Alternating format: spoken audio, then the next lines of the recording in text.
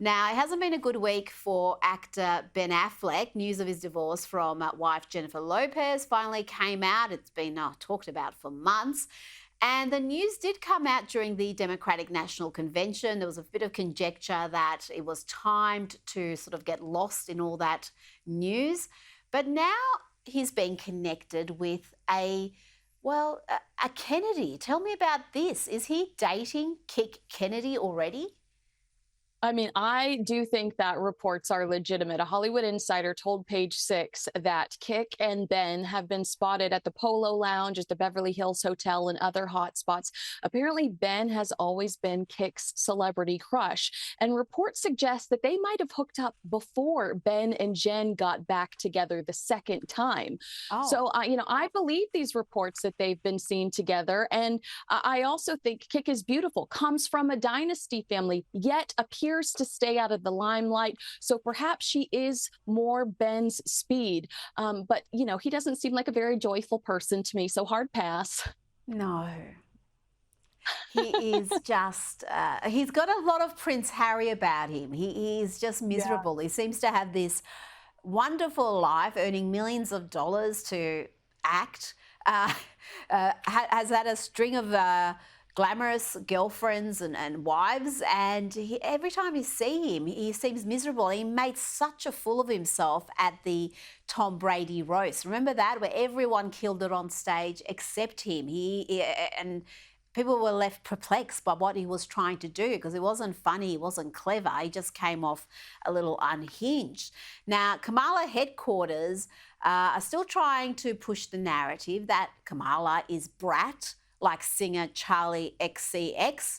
A lot of people don't even know what that means, what brat means. Bill Maher explains it here, and he says there's an issue with the messaging. This is how she herself defines it, Charlie. That girl who is a little messy and likes to party and maybe says some dumb things sometimes, who feels herself but maybe also has a breakdown.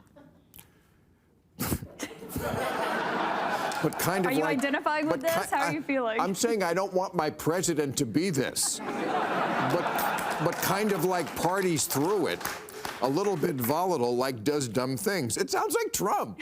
It doesn't sound like. You think Trump is brat? I think he's very brat. I didn't even know what brat really meant until now, so I'm happy about that. But does this really, I don't know, speak to the younger generations? Is this going to motivate them to register to vote and turn up on the day?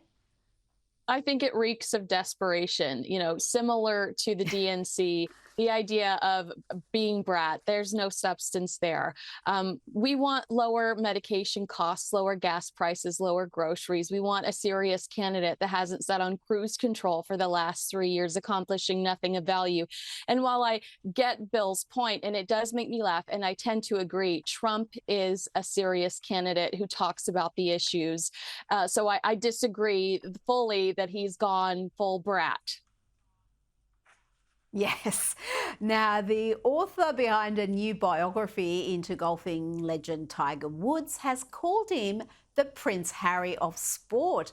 James Patterson told the Daily Mail both Harry and Woods were in a gilded cage and trapped by fame, saying they're not allowed to be real people, to be out in the world. I think that's probably a little bit of the problem with Harry. He's just got to go out there and be a real person, Do you agree with this comparison? Because Tiger, whatever his antics were in his personal life, he did achieve extraordinary success in his profession. I'm not sure what Prince Harry has done other than trash his family and write about his torture endlessly.